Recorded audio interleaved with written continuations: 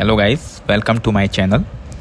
आई know ये video बहुत दिन बाद आ रही है मेरे चैनल पे, बट आई एश्योर कि अब वीडियोस रेगुलर आएंगी।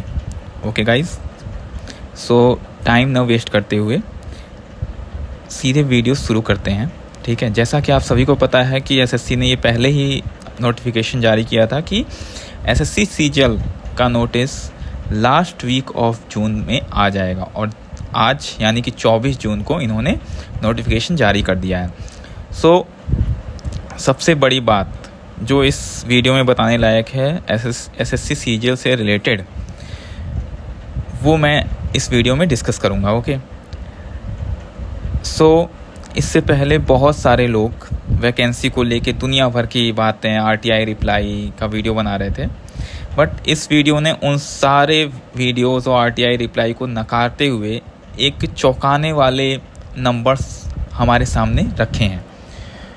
तो उसी को हम डिस्कस करेंगे, और भी पॉइंट्स हैं जो डिस्कस करने लायक हैं इसमें, जो आपको ध्यान देने चाहिए। ओके, इस वीडियो को पूरा देखिएगा। शुरू करते हैं। स्टार्टिंग पेज तो आप सभी को पता है कब से कब तक फॉर्म भरा जाएगा। 24 जून यानी कि आज से लेके 24 जुलाई तक फॉर्म भरा जाएगा। लास्ट डेट है 25 जुलाई, लास्ट डेट होगी ऑनलाइन फ़ी पेमेंट की। ठीक है, टेंटेटिव शेड्यूल इन्होंने दे दिया है, जो कि है सितंबर या अक्टूबर का टीयर 1 के लिए, और टीयर 2 का दिसंबर का। ठीक है, वो टेंटेटिव है, चेंज भी हो सकता है। बाकी डिटेल ऑफ पोस्ट दिए। लेवल 7 के लिए पोस्ट है, लेवल 6, लेवल 5, 4। पोस्टल असिस्टेंट आपको पता ही है 2022 से ही इसमें जोड़ दिया गया था। इससे पहले वो CHSL में इंक्लूड था। ओके, वो आएगा लेवल 4 में। ठीक है, अब सबसे ज़रूरी बात, वैकेंसी, जो कि हमें यहाँ पे एक चौंकाने वाले नंबर्स दिख रहे हैं। ठीक है, tentative vacancies there are approx 17,727 vacancies. Okay, however, vacancies will be determined in due course. Updated vacancy, if any, along with post wise and category wise vacancies will be made available on the website in due course. ठीक है, यानी ये tentative vacancies हैं। Tentative अगर 17,727 है तो ये कहीं ना कहीं आगे जाके 20,000 के आसपास जा सकती हैं। ठीक है, ये एक नंबर निकल के जो आ रहा है वो काफ़ी अच्छी बात है। ठीक है, 22 के बाद इतनी वैकेंसी कभी नहीं आई, 17,727 वैकेंसी। ठीक है, तो ये ध्यान रखने वाली बात थी। ठीक है, बाकी हुआ रिजर्वेशन, ये आप पढ़ लीजिएगा। जो इम्पोर्टेंट चीज़ है वही मैं डिस्कस करूँगा इसमें। ओके, ये एज है, एज आप पढ़ सकते हैं। रिलैक्सेशन है, ठीक है, किसको कितना रिलैक्सेशन मिलेगा। बाकी क्या चीज़ें इंपॉर्टेंट हैं वो देख लेते हैं, वो ज़रूरी हैं। जैसे कि ये देख लीजिए, यहाँ मैंने एक पॉइंट को नोट डाउन किया है।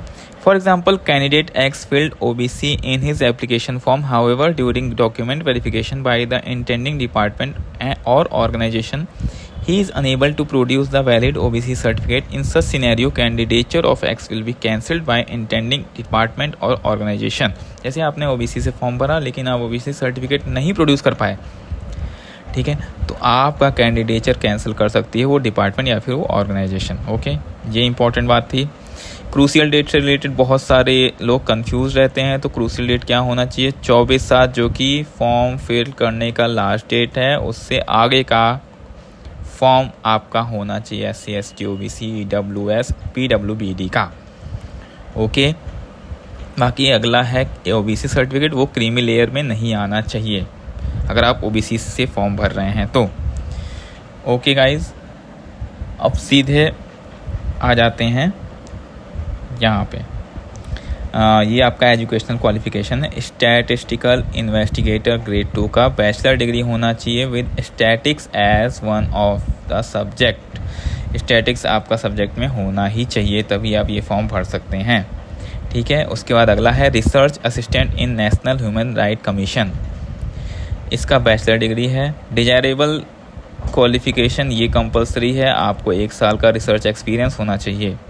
ठीक है, डिग्री इन लॉ की डिग्री होना चाहिए या ह्यूमन राइट की फ्रॉम रिकॉग्नाइज्ड यूनिवर्सिटी, तभी आप वो फॉर्म लगाएंगे। ओके, बाकी जो लोग ग्रेजुएशन कर रहे हैं उनके लिए भी एक इम्पॉर्टेंट पॉइंट है कि अगर उनका जो फाइनल रिजल्ट है वो 1/8/24 तक आ जाता है तो वो भी इस फॉर्म को फिलअप कर सकते हैं। ठीक है, तो आप देख सकते हैं। अब सीधे आते हैं यहाँ पे।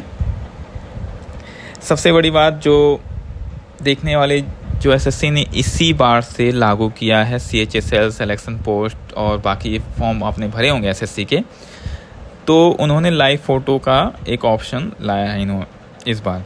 इससे पहले लाइव फ़ोटो का ऑप्शन नहीं था, तो कई लोगों का फॉर्म भी इस वजह से रिजेक्ट हो जा रहा है कि वो सही से फ़ोटो अपलोड नहीं कर पा रहे हैं। तो यहाँ उन्होंने साफ साफ मेंशन किया है कि आपको फ़ोटो कैसे अपलोड करनी है।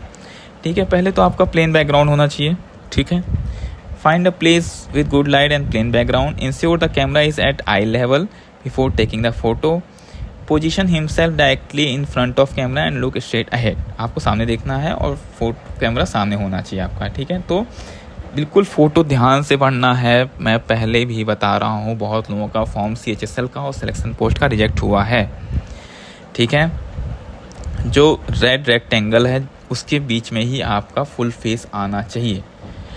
कैप और ये मास्क तो नहीं पहना होना चाहिए, तो आपको पहले ही पता है। ठीक है, अब सीधे इम्पॉर्टेंट पॉइंट पे जाते हैं, यहाँ आते हैं। ठीक है, तो ये तो आपको पता है Tier 1 होगा, फिर Tier 2 होगा। ठीक है, कई सारी पोस्ट के लिए DST और कंप्यूटर की कट ऑफ्स होती हैं, वो आप देख सकते हैं।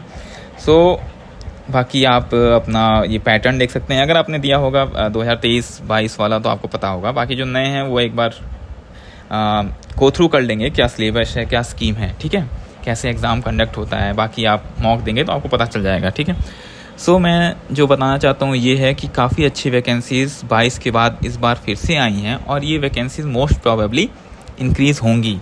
तो पूरी जान लगा दीजिए ताकि कोई ना कोई पोस्ट लेके आप इस बार CGL क्वालिफाई कर जाएं।